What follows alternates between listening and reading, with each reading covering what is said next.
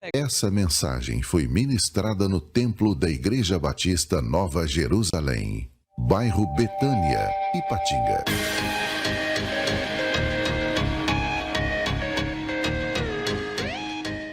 A passagem do povo de Israel é uma passagem logo após que eles saíram do Egito. E a gente vê que é uma passagem muito conturbada e como o Senhor disse aqui, muitos depressa eles se desviaram daquilo que lhes ordenei. E a gente vê que o povo se desvia não apenas nessa situação do bezerro de ouro. Esse texto é muito usado para idolatria, mas eu também vou usar aqui para o tema da mensagem de hoje. A gente vai ver que logo depois que Moisés abriu o Mar Vermelho, a Bíblia vai nos mostrar lá em Êxodo, que juntaram-se algumas mulheres e começaram a fazer uma festa para o Senhor, começaram a glorificar o nome de Deus. E logo depois que eles tiveram esse milagre, uns 3 dias depois, alguns dias depois, a Bíblia vai nos mostrar que faltou a água e o povo começa a murmurar. Ou seja, esqueceram rapidinho o que Deus já tinha feito para eles. Já começaram a murmurar e começaram a falar com Moisés. E a gente vai ver que Deus faz surgir as palmeiras e o povo tem acesso à água. Um bom tempo depois, o povo começa a passar fome. O que acontece? Vem a murmuração de novo e eles se esquecem daquilo que Deus havia feito com eles. Eles se esquecem tanto o que Deus havia feito com eles, a ponto de quererem voltar para o Egito, já que no Egito eles tinham comida, carne, e o que a gente sabe que a vida do povo de Israel no Egito era uma vida miserável, uma vida de escravidão, uma vida muito ruim. E esse ponto do bezerro de ouro, esse ponto desse desvio que o povo teve, é um momento em que Moisés sobe ao monte, Deus começa a passar instruções para Moisés, e por um momento que Moisés não dá notícia nem nada, não manda nenhuma mensagem no WhatsApp, não mandou nenhum e-mail, o povo quer adorar um outro Deus que não é o Deus deles, e eles adoram o bezerro de ouro. E esse momento de desvio do povo é a gota d'água, porque a idolatria é a maior forma de ofensa a Deus. Quando nós pegamos as 10 pragas do Egito, cada praga que o Senhor coloca é uma maneira de cutucar, digamos assim, os egípcios. Se vocês depois quiserem pesquisar e estudar, a gente vai ver que cada praga ali representa um Deus sagrado para os egípcios naquela época. E depois de Deus ter feito todo aquele julgamento, ter libertado o povo, a forma como eles retribuem é sendo idólatras. E isso machuca muito o coração de Deus. A gente vê que isso acontece várias vezes durante a jornada do povo. E não só no Antigo Testamento que nós temos esses desvios, essas distrações. Nós vamos ver lá no Novo Testamento também, a própria chegada de Jesus é uma chegada que passa completamente algo que é questão dos fariseus. Porque os hebreus eles não esperavam Jesus como ele veio. Eles esperavam um guerreiro, alguém que fosse libertar eles do Império Romano. E simplesmente chega um Jesus cheio de humildade, cheio de amor. E a todo momento, assim como Deus fez com as pragas do Egito, na hora de libertar o povo, Jesus simplesmente confronta os fariseus a todo momento. Nós vamos ver uma passagem que eu separei para nós lermos aqui. Mas a todo momento os fariseus eles estão tentando fisgar Jesus. A todo momento eles estão testando Jesus, estão confrontando Jesus, aquilo que ele fala, mas nunca prestam atenção à mensagem deles. Vou querer que os irmãos abrissem também em João capítulo 9.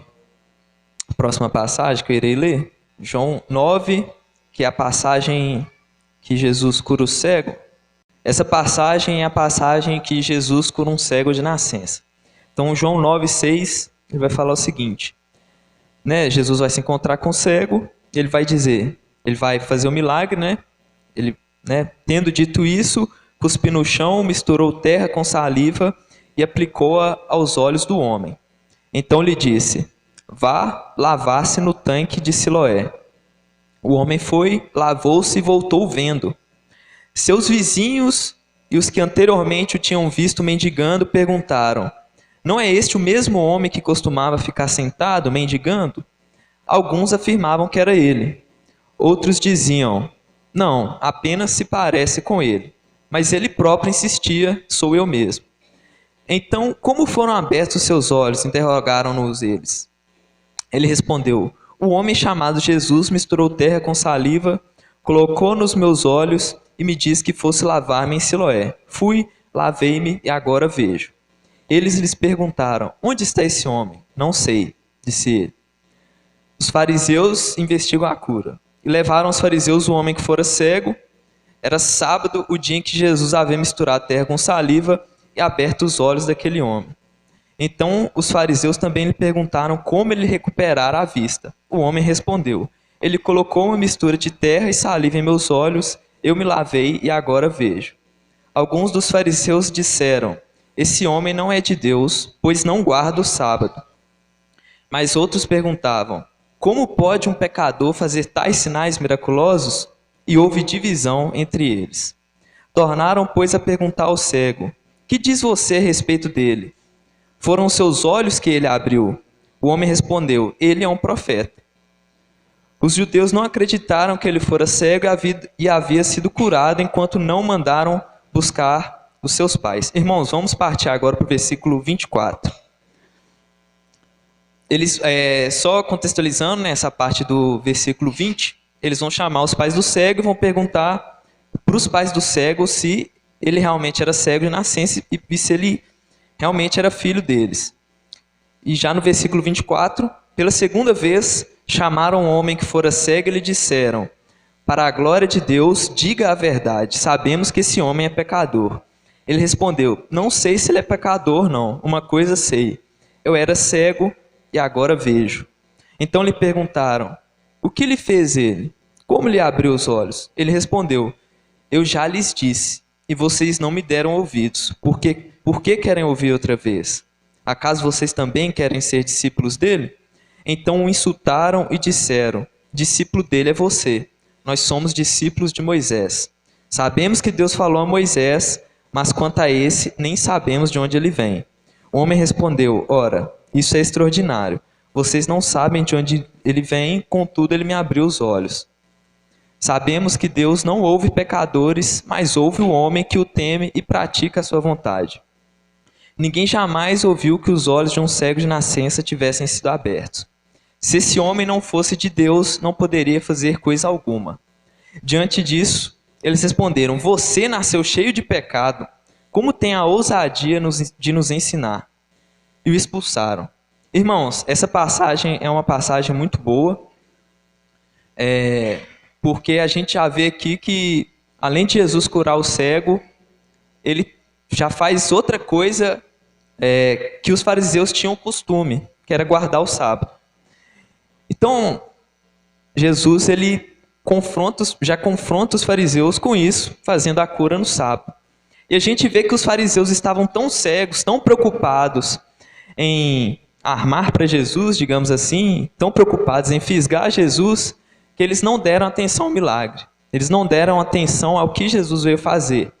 Tanto que eles nem acreditaram no que foi feito, a ponto de um cego, mendigo, dar um sermão neles.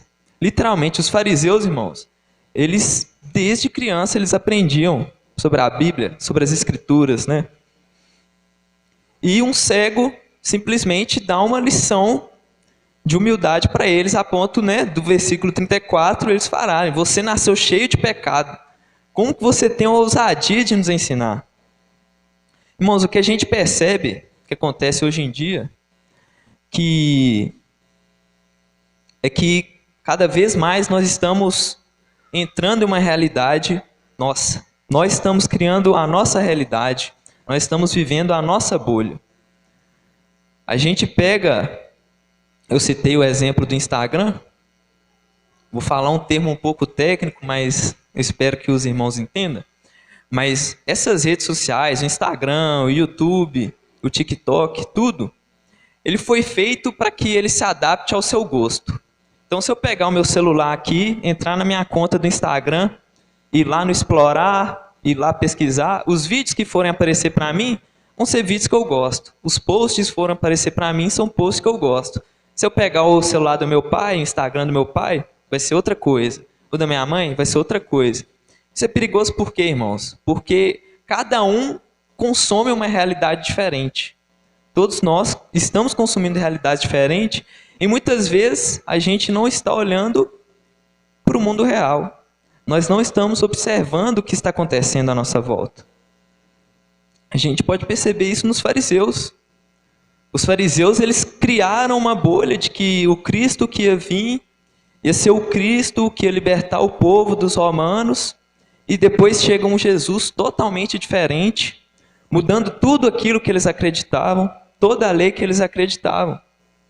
Quando nós lemos o Sermão da Montanha, de Mateus 5 a 7, eu recomendo que os irmãos leiam em casa, nós vamos ver que as instruções que Jesus dá para o povo naquele sermão vai muito ao contrário do que os fariseus faziam. Jesus vai falar, quando você for jejuar, não faz cara de triste não, igual os hipócritas fazem. Lava o rosto, penteia o cabelo e dá um sorriso. Quando você for orar, não vá orar lá nas sinagogas, nas esquinas, para todo mundo ver que você está orando não. Não seja hipócrita, entre no teu quarto, e o teu pai que te vê em secreto vai te abençoar. Jesus fala, por que esse povo fazia isso? Simplesmente porque eles não buscavam a glória de Deus, eles buscavam a glória dos homens. O que Jesus faz com o Sermão da Montanha, além de nos instruir, é simplesmente pegar um alfinete e estourar a bolha com que os fariseus viviam. E muitos são confrontados ao longo do ministério de Jesus. Nós vamos ver uma outra passagem, João 12, em que Jesus está numa festa em Jerusalém, e ele está pregando, ele está ministrando, ele está falando tudo, e de repente a Bíblia vai nos falar que muitos concordam com Jesus, mas que não decidiram seguir a ele, porque buscavam a glória dos homens, e não a glória de Deus. E hoje, irmãos, e nós, trazendo para a nossa realidade, será que a gente tem tirado um tempo para buscar a Deus? Será que a gente tem focado em Cristo? Eu vejo que hoje em dia o Evangelho, perdão o termo da palavra, né? Mas parece que virou bagunça a igreja. Hoje nós vemos vários tipos de pregações. A gente vê teologia da prosperidade, a gente vê também aí o que está surgindo agora com mais alta frequência, né? As igrejas inclusivas. A gente vê até os coaches. Tem pastor que virou coach agora, né? Mas por que nós estamos perdendo o foco em Cristo? Eu lembro que quando eu era criança, e uma vez eu comentei isso com meu pai, tudo era pecado. Tudo era pecado, não podia fazer nada. Ia ver TV, é pecado. Ia ver desenho, dependendo do desenho, não podia ver. Eu lembro até hoje, irmãos, não sei se os irmãos vão lembrar, que vocês já são de idade. Não, brincadeira. Não sei se... Mas eu lembro quando eu era criança, tinha aquelas cartinhas do Yu-Gi-Oh! Lá. E aí eu lembro até hoje que a gente brincava, e era bom brincar. Até que alguém inventou que o diabo estava nas cartinhas do Yu-Gi-Oh! Irmãos, vou falar uma coisa com vocês. Eu não sou o mais conhecedor da Bíblia, não. Mas a gente vai ver que o diabo é tenebroso, irmãos. Está repreendido em nome de Jesus. A gente vai ver o diabo incorporando na cobra. A gente vai ver quando Saul vai na macumbeira lá, o diabo se fazendo, né, se passando por Samuel para enganar Saul. Jesus vai falar que o diabo é astuto, o inimigo vem para matar, roubar. Irmão, vocês acham que o diabo vai esconder em cartinha de Yu-Gi-Oh? Pelo amor de Deus. Pelo amor de Deus. Mas quando a gente pega para a nossa realidade cristã de hoje, parece que nada é pecado. Parece que a gente está abrindo as portas para a igreja de tudo. Começaram a inventar que a Bíblia é um livro que tem muito discurso de ódio. As pessoas querem fazer com que a Bíblia não é suficiente. A gente vê esses cultos de jovens aí, irmãos. Se quiserem pesquisar, ver no Instagram. Eu já vi um culto uma vez que o pastor ele foi pregar fantasiado de Batman. Porque a Bíblia não é chamativa para os jovens. Pelo amor de Deus, irmãos. Pelo amor de Deus. Nós precisamos ter o pleno conhecimento da palavra e sempre focar em Cristo. Por que a gente vê que um culto desse como hoje, espero, né? Estou aqui pregando a palavra, certamente. Tem poucas pessoas, mas o culto que prega riqueza, que prega que sua vida vai melhorar, prega tudo. Só não prega o arrependimento e o foco em Cristo. Essas igrejas lotam. Lá nos Estados Unidos tem as mega church que eles falam, né? O pastor dá pirueta no palco, dia de show de futebol americano, leva a bola de futebol americano. Eles fazem tudo, só não prega a Bíblia. Quanta barbaridade. Esses dias eu vi um pastor pregando, um pastor lá dos Estados Unidos. A igreja lotada, lotada. E aí o pastor me vira, ele me vira e fala que aconteceu uma situação entre ele e um outro pastor, e ele estava orando, e Jesus pediu perdão para ele. Irmãos, olha a santidade desse cara, hein? Esse cara é bom mesmo. Jesus pediu perdão para ele. Olha a heresia que as pessoas pregam. Essas igrejas lotadas. Nós temos que focar em Cristo, irmãos. E não só essa questão da realidade, eu falo também questão de nós como igrejas. Essa semana eu sou do Ministério de Louvor lá na minha igreja, graças a Deus, tem 7 anos. E essa semana a gente teve uma reunião no Ministério de Louvor.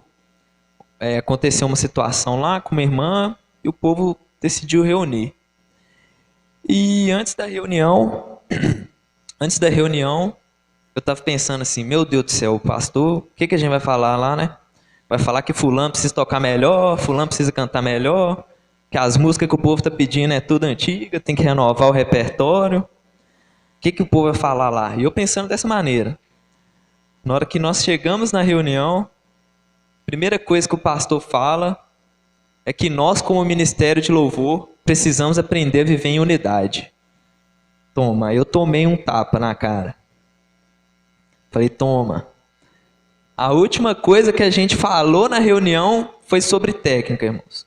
A última coisa que a gente falou na reunião foi que a Cidinha tinha que cantar melhor e que o Papinha tinha que tocar guitarra melhor. Foi a última coisa. A primeira coisa que o pastor falou, que os irmãos precisam viver em unidade. E é verdade. É verdade. Como que eu estou numa igreja, todo domingo, ministrando, tocando, e eu não conheço o meu irmão que está do meu lado ali, cantando? É difícil. Quantas pessoas se perdem fazendo demais para a igreja e se esquecem de fazer para Cristo?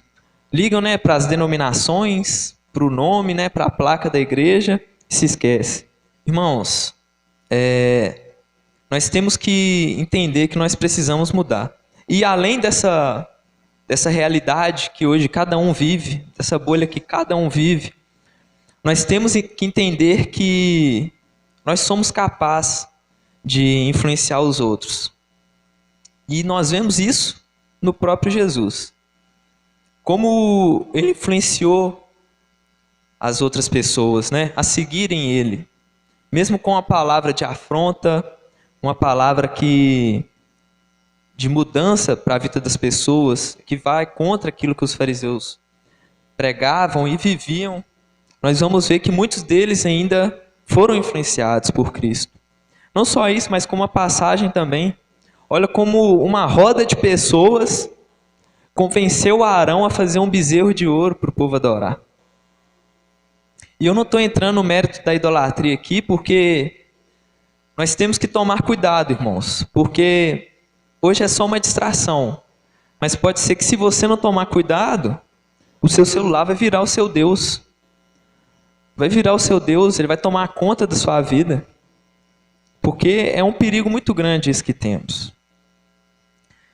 Então, irmãos, nós temos que aprender a adorar a Deus, aprender a tirar um tempo com Deus. eu queria citar o versículo aqui de Isaías 53. Quem quiser abrir, fica à vontade. Isaías 53, nós vamos ler os versículos 5 e 6. Quem encontrou, diga amém aí. Ó, aí sim, hein? Vamos lá. Mas ele foi... Já encontrou, vô? Aí. Mas ele foi transpassado por causa das nossas transgressões. Foi esmagado por causa de nossas iniquidades. O castigo que nos trouxe paz estava sobre ele, e pelas suas feridas fomos curados. Todos nós, tal qual ovelhas, nos desviamos. Cada um de nós se voltou para o seu próprio caminho, e o Senhor fez cair sobre ele a iniquidade de todos nós. Esse versículo aqui é para matar o que foi dito durante a pregação, e principalmente sobre a passagem que eu li do bezerro de ouro. Todos nós, tal qual ovelhas, nos desviamos. É muito pesado isso, irmãos. E apenas para fechar, né, a passagem de Êxodo em relação à idolatria, como eu disse, o pecado da idolatria foi a ofensa máxima para Deus. E aqueles que foram idólatras, a Bíblia mostra que não ficou barato. E a Bíblia vai falar que Moisés vai descer, vai juntar os levitas, e morreram mais de 3.000 homens. Quem quiser depois terminar de ler o capítulo 32 de Êxodo vai falar isso. Morreu mais de 3.000 homens, depois Moisés subiu e pediu perdão pelo povo, e Deus voltou a guiar o povo. Irmãos, a falta de foco do povo fez com que uma viagem de 40 dias durasse 40 anos. Se o povo tivesse simplesmente fechado a casinha e focado, vamos para a terra prometida, vamos escutar a Deus, vamos escutar a Moisés, a viagem teria durado 40 dias. Com tudo pago, né? Coluna de fogo à noite, a nuvem para fazer a sombra, Deus iria mandar comida do mesmo jeito como mandou, a água como mandou, mas o desvio do povo, as distrações, as murmurações, a ingratidão até, a falta de fé, fez com que essa viagem durasse 40 anos.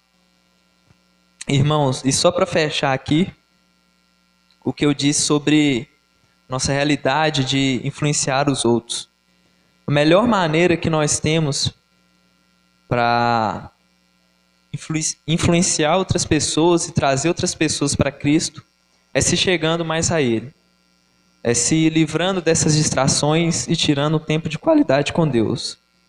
Tem um cantor que eu escuto muito, que é o Alessandro Vilas Boas, que ele vai falar na música Quero Conhecer Jesus, a primeira versão que lançou. Ele fala: eu não nasci para encher a igreja. Eu não nasci para encher o bolso de dinheiro. Eu nasci para conhecer Jesus. Irmãos, quando conhecemos a Jesus, como conhecemos a Bíblia como um todo, como entendemos, como nós focamos em Cristo, por o que Ele fez por nós, nós nos enchemos tanto do Espírito Santo que a nossa vontade é fazer com que outras pessoas também conheçam a Cristo. Em nome de Jesus.